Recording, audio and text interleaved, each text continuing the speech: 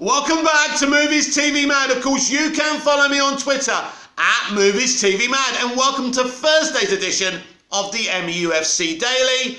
Manchester United won, Young Boys won, irrelevant game, doesn't matter. Stop over-analysing it. Stop overly criticising players. We dropped our entire first team and played kids from the youth system who were very proud to be playing and reserves who normally don't get much of a chance in the first team. So if you use any common sense and you have any nuance in your thoughts and discussions, you'll know that the reserves would have been rusty and the young players are not used to playing at this level. So it's a bunch of people playing together who are not used to playing together. So what we got last night was understandable. It wasn't perfect. It wasn't great. It wasn't supposed to be great. It wasn't supposed to be perfect. And even Ralf can't magic these players playing connectively together.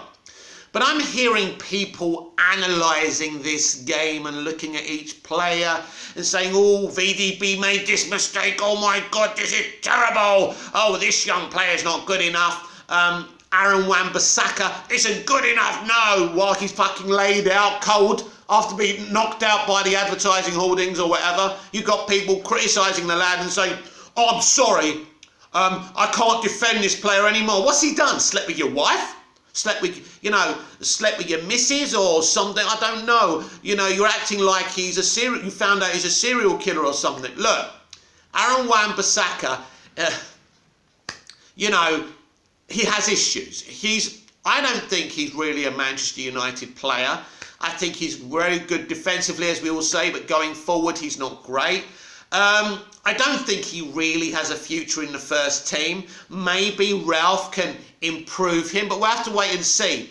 But we had evidence of Aaron Wan-Bissaka being a problem for a while now. Not a problem because he's a bad lad. And this is kind of the thing we have to get clear here, is that there's nothing wrong with him as a player. He's a very good player.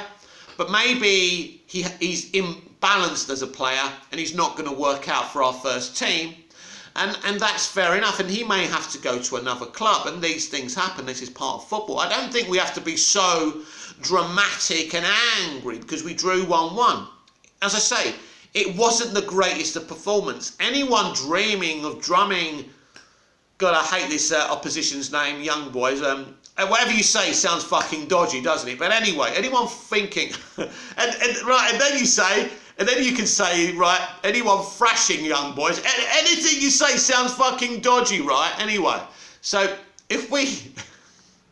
anyone imagining that we were going to put a few goals past Young Boys, right? At the end of the day, it was never going to happen. It wasn't realistic. So, you play a bunch of, youths and reserves. This is what you get. But the advantage is, because let me explain to you what Ralf is doing here. He's looking at all the players, reserves, youth team. This is a smart way of doing it. Instead of having to go and watch all the youth team games or reserve games, which I'm sure he does or will try and get to eventually. He hasn't had the time to do it yet, obviously. But, he can put them, let them play for the first team and see not their mistakes, as he rightly said yesterday. You can make mistakes. It's fine. The game has little consequence. I want to see you trying your best, and he did. And what he's trying to see is if all these players have got the attributes to be Manchester United players. What are their flaws? He needs to kind of train those out of them. So this is why he's looking at them. He also said something very interesting as well. He said there's no fixed spots in this team. Because people made that assumption, didn't they? During the Crystal Palace game on Sunday. Oh, yeah, he's using the same team as Solskjaer and Carrick, blah, blah, blah. That one's a shoe-in. Yeah, Fred's there forever, blah, blah. No.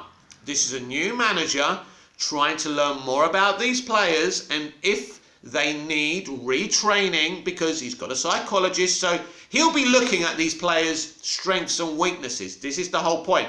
So no, he's basically creating a brand new team. So for example, his new team, I'm not saying this is going to happen, I'm just throwing some examples out there. It could be Cavani and Martial up front. It probably won't be, but I'm just saying it could be a totally new team using the players at his disposal.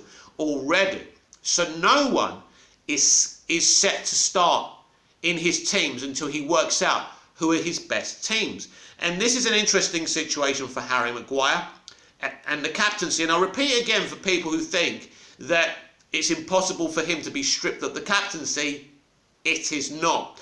It may have to wait until the summer when Ralf is a permanent manager, but these are things that will be decided. So there's no good boys act anymore at United. We've got 2 or 3 brand new coaches. We've got Ralf there, redeveloping the club, redeveloping the first team. But this is what we're all trying to explain to people who don't get this. We're going to draw games. We may even lose a few. And as bad as that is, because you never want to see the club you love losing games and drawing and not playing particularly well, but there's a reason for it, because it's a process of elimination, isn't it? In terms of the players, he's trying to build something. Now, sadly, a season that started off via the transfer window as one that you would think we were going to challenge for the title, which I never thought we would do under Ole Gunnar Solskjaer. I knew he would never win a trophy. It was obvious. He didn't have the ability to challenge City and Chelsea and Liverpool. Let's be fair here. But a season that looked more exciting than it's turning out to be. But this could be a development season. This could be a work in process season. You could still end up winning the FA Cup or something, right? But the truth is, let's not be short-sighted here. We don't want to just win a trophy this year, but the hard work hasn't been done. Upstairs, the hard work hasn't been done in the youth teams and the reserves and the first team. He's going to rebuild his first team one by one. What he's doing here, as I say, is a process of elimination. Play the reserves, play the kids, see who you can use. I don't think this means he's going to say, I don't like you, I'm never going to play you again. Like the wambasaka situation. He'll look at that and say, right, I need to train this player. He's great defensively, but he needs to be able to go forward and be more effective going forward. These are things you can put in people's heads via the psychologist, via the training that Ralf has been doing for so many years.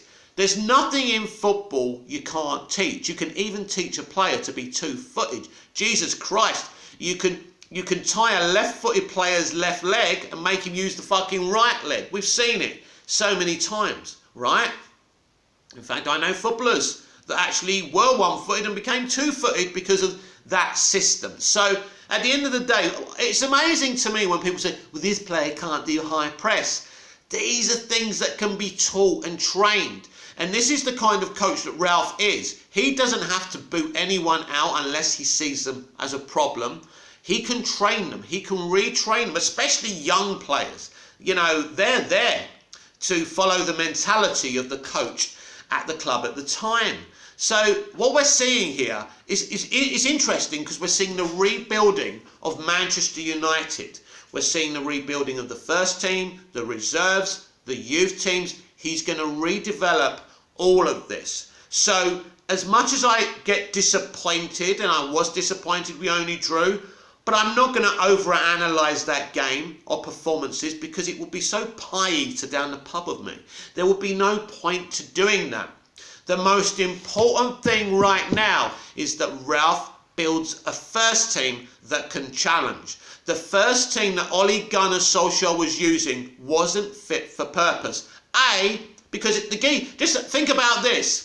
Ralf stayed behind with the youth players the other day.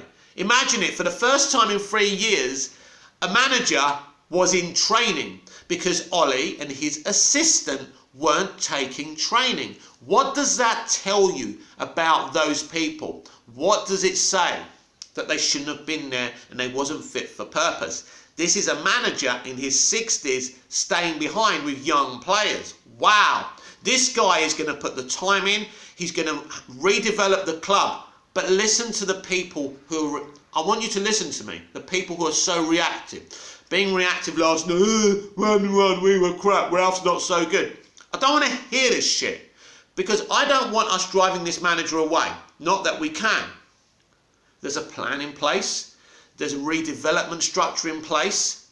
And this time, next year, Manchester United will be all the better for that. This has been the MUFC Daily. I'm Mick, your host with the most. Just ask your girlfriends and your wives. Like, share, comment, subscribe, hit the notification bell so you never miss this perfection. And I'll see you again tomorrow with even more MUFC Daily. Until then, goodbye. Auf Wiedersehen.